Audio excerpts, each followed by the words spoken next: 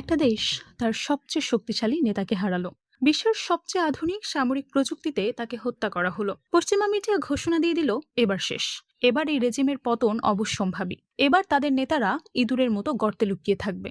কিন্তু কয়েকদিন পরেই দৃশ্যপট সম্পূর্ণ উল্টে। সে দেশের প্রেসিডেন্ট বুলেট প্রুফ গাড়ি ছাড়া, ভারী নিরাপত্তা বলয় ছাড়া খোলা আকাশের নিচে লাখ লাখ মানুষের সাথে পায়ে হেঁটে রাজপথে নামলেন। সে দেশের আকাশ থেকে ড্রোনের ফুটেজ ধরা পড়ল। শুধু রাজধানীতেই 1 কোটিরও বেশি মানুষ রাস্তায়। সারা দেশে সংখ্যাটা 1.5 থেকে 2 কোটি ছুঁয়ে গেল। আর যে দেশ সেই হত্যাকাণ্ড ঘটিয়েছিল তাদের নিজেদের গোয়েন্দা সংস্থার রিপোর্টে এখন একটাই শব্দ: আতঙ্ক। এটা ইরানের গল্প। আর এই গল্পের প্রতিটা মোড়ে লুকিয়ে আছে এমন সব তথ্য যা পশ্চিমা মিডিয়া আপনাকে কখনোই জানাবে না। গত ফেব্রুয়ারিতে যখন আয়াতুল্লাহ আলী খামেনি মার্কিন ইসরায়েলে অপারেশনে নিহত হন, তখন পশ্চিমা থিঙ্ক ট্যাঙ্কগুলো একটি নির্দিষ্ট ন্যারেটিভ তৈরি করলো। সেই ন্যারেটিভটা ছিল এরকম: ইরানের সুপ্রিম লিডারকে সরিয়ে দিলে পুরো ব্যবস্থা ভেঙে পড়বে, ভেতরে ভেতরে ক্ষমতা লড়াই শুরু হবে, আইআরজিসি আর সংস্কারপন্থীরা একে অপরের বিরুদ্ধে দাঁড়াবে, জনগণ বিদ্রোহ করবে, আর ইসরায়েল ও আমেরিকা নিরাপদে দূর থেকেই আত্মধ্বংসের দৃশ্য উপভোগ করবে।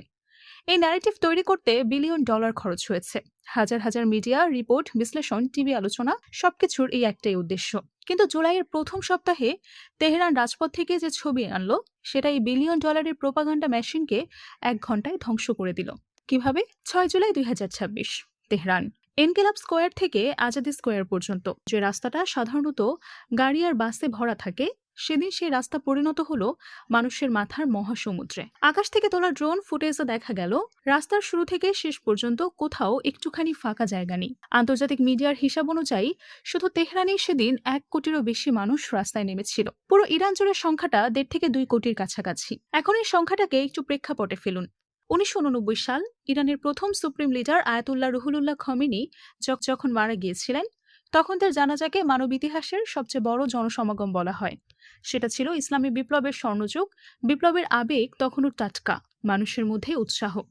কিন্তু 2026 সালে 4 দশকের নিষেধাজ্ঞা, অর্থনৈতিক চাপ, সামাজিক অসন্তোষ, 2022-এর নারী আন্দোলন, ক্রমাগত পশ্চিমা সাংস্কৃতিক আগ্রাসন, এত কিছুর পরেও ইরান সে রেকর্ড ভেঙে ফেলল। এটা শুধু একটা জানাজা ছিল না, এটা ছিল একটা জাতির সম্মিলিত উত্তর। তোমরা আমাদের নেতাকে মেরেছ, কিন্তু আমাদের মেরুদণ্ড ভাঙতে পারোনি। কিন্তু জনসমুদ্রের চেয়েও বড় ধাক্কা ইসরায়েল খেল অন্য জায়গায়। ইরান প্রেসিডেন্ট মাসুদ পেজেশকিয়ান সেদিন কি করলেন, সেটাই আসল গল্প। পশ্চিমা গোয়েন্দা সংস্থাগুলোর ধারণা ছিল খামেনিকে হত্যার পর ইরানের শীর্ষ নেতারা জনসম্মুখে আসতে ভয় পাবে। তারা বুলেট প্রুফ গাড়ির ভেতরে থাকবে, সুরক্ষিত ভবনে লুকিয়ে থাকবে, কারণ তারা জানে পরবর্তী লক্ষ্যবস্তু তারাই। কিন্তু পেজেশকিয়ান যা করলেন সেটা ছিল এই ধরনের মুখে একটি প্রচণ্ড চপটাঘাত। তিনি কোনো বুলেট প্রুফ গাড়িতে চড়লেন না, কোনো ভারী সামরিক বলয় নিলেন না, কোনো দূরত্ব বজায় রাখলেন না। সরাসরি জনতার মাঝে নেমে এলেন, খোলা আকাশের নিচে লাখো মানুষের ভিড়ে পায়ে হেঁটে সাধারণ মানুষের সাথে কথা বললেন, হাঁটলেন। চিন্তা করুন একটু, ইসরায়েল ও আমেরিকা সবে কয়েক মাস আগে তার দেশের সুপ্রিম লিডারকে হত্যা করেছে। একই প্রযুক্তি দিয়ে তো তাকেও মারা সম্ভব। খুব স্বাভাবিক, তিনিও সেটা জানতেন, তারপরও তিনি রাস্তায়। এটা কি? এটাই কি হচ্ছে এক ধরনের বেপরোয়া সাহস, নাকি হিসেব করা কৌশল? বিশ্লেষকরা বলছেন দুটোই। একজন রাষ্ট্রপ্রধান যখন এমন পরিস্থিতিতে জনতার মাঝে নেমে আসেন, তখন তিনি শুধু শোক পালন করে না, বিশ্বকে বার্তা দেন, আমরা ভয় পাই না, তোমাদের বোমা আমাদের নেতাকে মেরেছে, আমাদের চেতনাকে মারতে পারেনি। আর এই বার্তাটাই ইসরায়েলের জন্য সবচেয়ে ভয়ঙ্কর, কারণ বোমা দিয়ে একজন মানুষকে মারাই যায়, কিন্তু বোমা দিয়ে একটা চেতনাকে মারা যায় না। 2 কোটি মানুষ যখন রাস্তায় নামে, তখন সেই চেতনা রক্ত মাংসের রূপ নেয়। আর একজন মানুষও সেদিন সেই জনতার মাঝে ছিলেন, যিনি ইসরায়েলের আতঙ্কের মাত্রা আরো কয়েক গুণ বাড়িয়ে দিলেন। তিনি হলেন প্রথম সুপ্রিম লিডার আয়াতুল্লাহ রুহুল্লাহ খোমেনির নাতি আহমেদ খোমেনি। একটা দেশের বিপ্লবের প্রথম প্রজন্ম আর দ্বিতীয় প্রজন্ম একসাথে রাজপথে, এটা ইরানের রেজিম ইউনিটির সবচেয়ে শক্তিশালী প্রদর্শন। ইসরায়েল ভেবেছিল খামেনিকে সরালে ক্ষমতার শূন্যতা তৈরি হবে, ভেতরে ভেতরে কামড়াকামড়ি শুরু হবে। বাস্তবে ঘটল ঠিক উল্টোটা। পুরো নেতৃত্ব আরো ঘনিষ্ঠ হলো, জনগণ আরো ঐক্যবদ্ধ হলো। মধ্যপ্রাচ্যের রাজনীতিতে গত 7 দশক ধরে একটা অলিখিত নিয়ম ছিল: আমেরিকা ইসরায়েলকে ছাড়া কিছুই করে না, ইসরায়েল আমেরিকাকে ছাড়া কিছু করে না। এই 2 দেশের সম্পর্ক ছিল শরীর আর ছায়ার মতো। কিন্তু ভূরাজনীতিতে চিরস্থায়ী বন্ধুত্ব বলে কিছুই নেই, আছে শুধু চিরস্থায়ী স্বার্থ। আর আমেরিকার স্বার্থ এখন বলছে ইরানের সাথে সরাসরি সংঘাত আর লাভজনক নয়। কেন? কারণ আমেরিকার অর্থনীতি এখন ভীষণ চাপের মধ্যে আছে। ইউক্রেন যুদ্ধ $বিলিয়ন বিলিয়ন গিলে খাচ্ছে, চীনের সাথে প্রতিযোগিতা ক্রমশ তীব্র হচ্ছে। মধ্যপ্রাচ্যে আরেকটা দীর্ঘমেয়াদী সংঘাতে জড়ানোর সামর্থ্য ওয়াশিংটনের নেই।